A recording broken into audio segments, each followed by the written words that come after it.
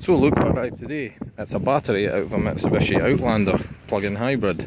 So I've got the fun job of taking this apart and getting the cells out of it, which will take a long time and has obvious dangers involved, as there's about 300 volts in here. So here it is, and the other brilliant news is, once I've taken the cells out of it, Mitsubishi have agreed to collect the casing and everything else from me free of charge, so that's really helpful. Or I could try and sell it, but I don't know how much it'll be worth. These are probably battery management interface connections, which will be some sort of CAN bus system, which I'll not have a clue about, so it's all pretty useless to me apart from the cells. So 10mm spanner, and all of these are going to have to come out. After that, what I'm going to do is prepare the tools. I'm going to cover them all in insulation tape, wrap them up safely so that if I drop them on the battery terminals, it won't short out. And I'll also be wearing rubber gloves. All the screws have now been removed. Now to see if it will open up.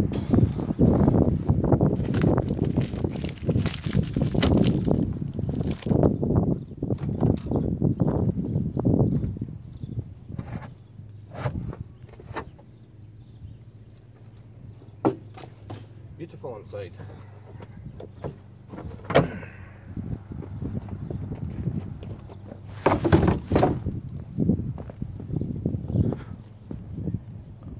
All this shit here is very dangerous, don't touch it. What I'm going to have to do is wear rubber gloves, get my socket in there and just disconnect each of the interconnects so we're not dealing with high voltage anymore.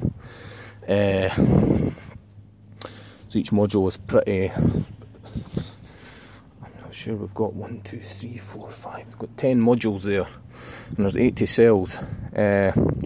So what I'm going to be making up a 7S 11P battery configuration. So cells in this I'm sure are the same as used in the Mitsubishi i-MiEV electric car. Over here we've got a blower and there's a heat exchanger inside there. Now I think that's for a heat pump, so this can either heat or cool the battery. Refrigerant would flow through there, but none of this is of any use to me whatsoever. Mitsubishi will come and collect it. That's some really nice high voltage cabling, but I'll just let that go. Yes, so I'm going to get the multimeter out and have a little probe around. Let's measure the voltage across this module here.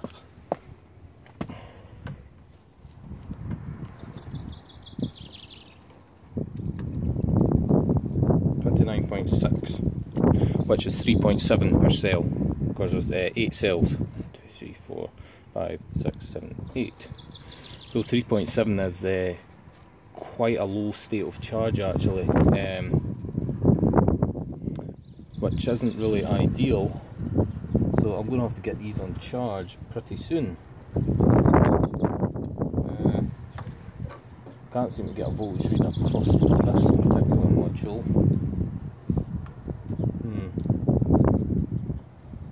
Anyway, I'll just have a play around with it.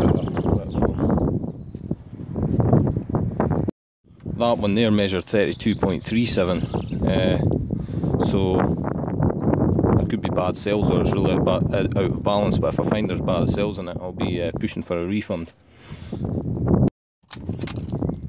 So I'm working on it with one hand only, just to be safe. I'm just breaking interconnects so there's no high voltage present.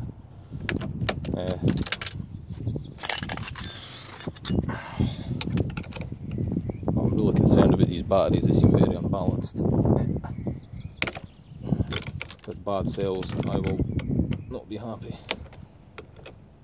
because there was even a picture on the listing of the battery plugged into the car and showing the state of charge, and it was close to 100%. But with modules that unbalanced, I certainly don't think so. I don't even know if I've been sold the battery that was actually pictured in the listing, but we'll soon find out.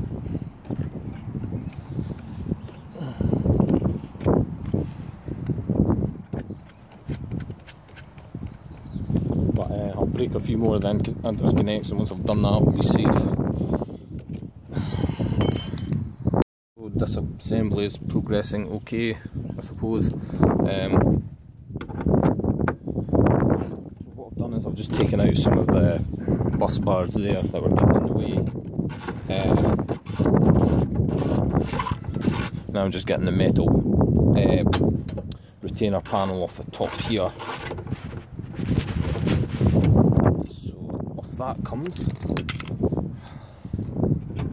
we'll have to get the bus bars out first, but it's all safe now. I've removed quite a few of the interconnects, so there's no high voltage there anymore.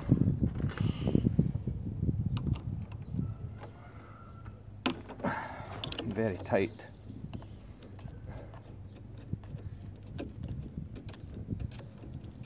I'll tell you something though, this seller will be getting a roasting if this is defective.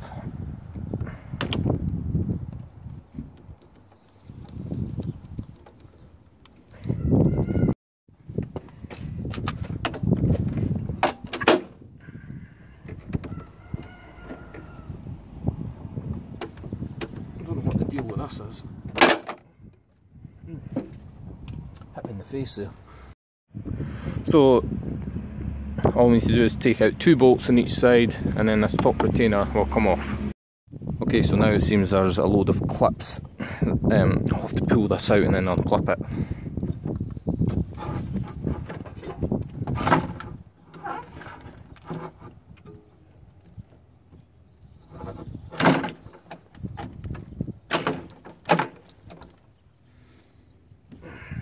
Just got crap stuck to it everywhere.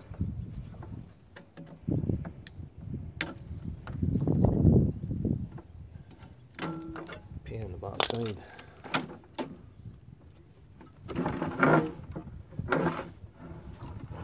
Go. Here, module.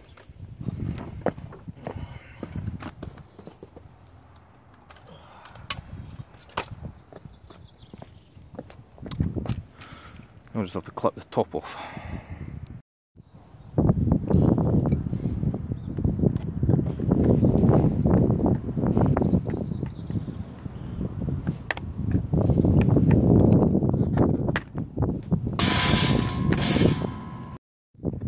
Let's measure all the cell voltages. 4.047, 4.047. Good voltages.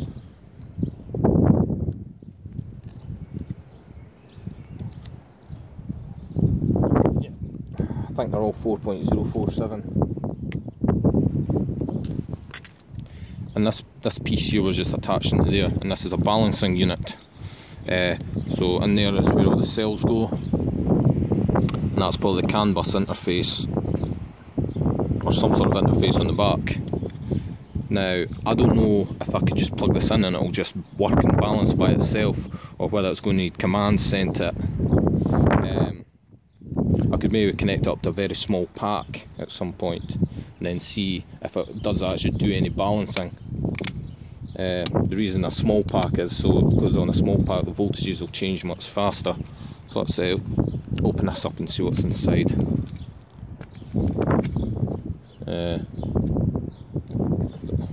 Like a very easy thing to open actually. Now it's just got little clips in here. Just push them through like this. Get all those out.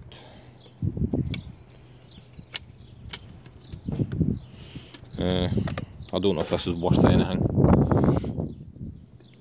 Probably not if you don't know what commands to send it. I'm just trying to get the circuit board out just now. And there we go. Loads of little resistors to dissipate the balancing current. That's all that's in this. I'll give you a much more detailed look at it later on. Okay, I must have been doing something wrong earlier when I was measuring the voltages, because I've just rechecked them all and they're all reading about 32.38, so they all seem absolutely perfect. I'm going to have to disassemble each of the 8 cell modules, because I'm wanting what am I wanting? I'm wanting 7 banks of 11 cells, leaving me 3 left over.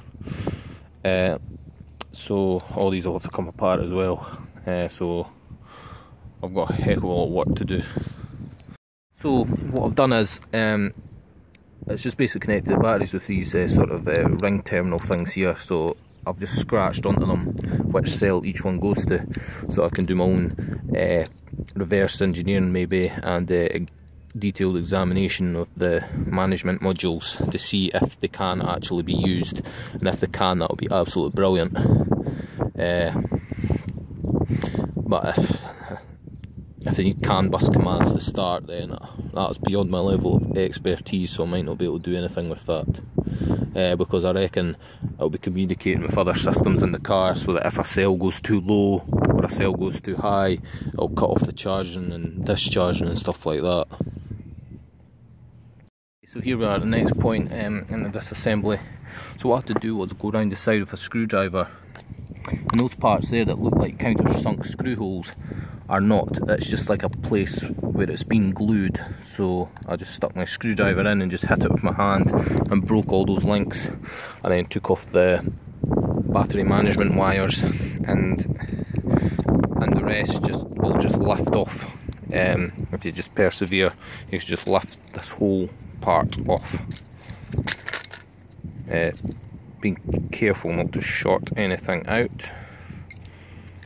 Take all those bus bars off first, or else it'll just cause trouble. And then we are left with the cells themselves, which should just lift out. Now these are UEFA LEV40, I'm sure. Or someone's been suggesting it could be LEV50. But I just can't be certain at this time. What I'm going to do is take 3 of these, connect them up to my Power Lab charger, and then do an analysis on them, full charge and discharge cycle.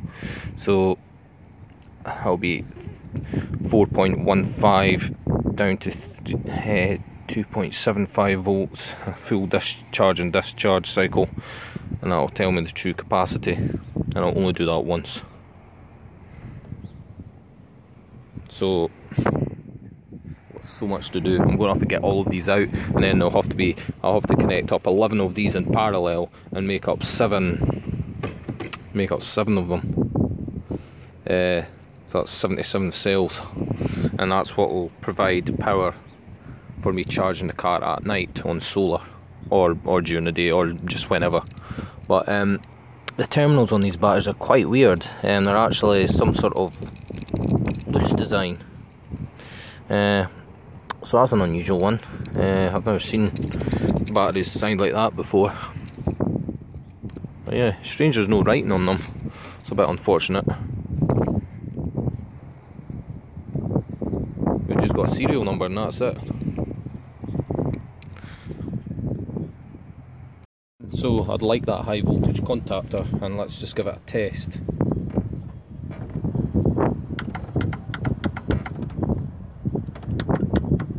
So it seems to work. It seems to be a 12 volt contactor, and it seems to have it seems to be some sort of double pole design with two switching elements. So this would be very, very useful for my high voltage and low voltage cut-off system, which I'll put in. Now this thing was designed to have what, maybe over 300 volts going through it, and it could probably take a heck of an amps as well. As a 300 volt, roughly 40 amp hour battery, and the Outlander would draw maybe 60 kilowatts maximum, so there's maybe over 100 amps going through it at times. So I just did some more calculations regarding this contactor, and I reckon it would be handling absolute maximum 200 amps. So I came to that conclusion because the Outlander has got 230 kilowatt motors, so I think it has a total of 60 kilowatts of power, I think. So that's about 200 amps. But that's the part number. Try and get this pile of crap to focus. There we go. So I'll try and look that up. But yeah, that pretty much ends this video. I think I'll keep the high voltage cable line because it looks really hefty and useful, so I might actually just keep that, and then I'll keep the contactor, and then I'll leave them with everything else. Mitsubishi can take away everything else, all these battery casings, and they could keep all these battery cases as well. I'm going to keep 2 wiring harnesses and 2 management modules, and the rest they can get.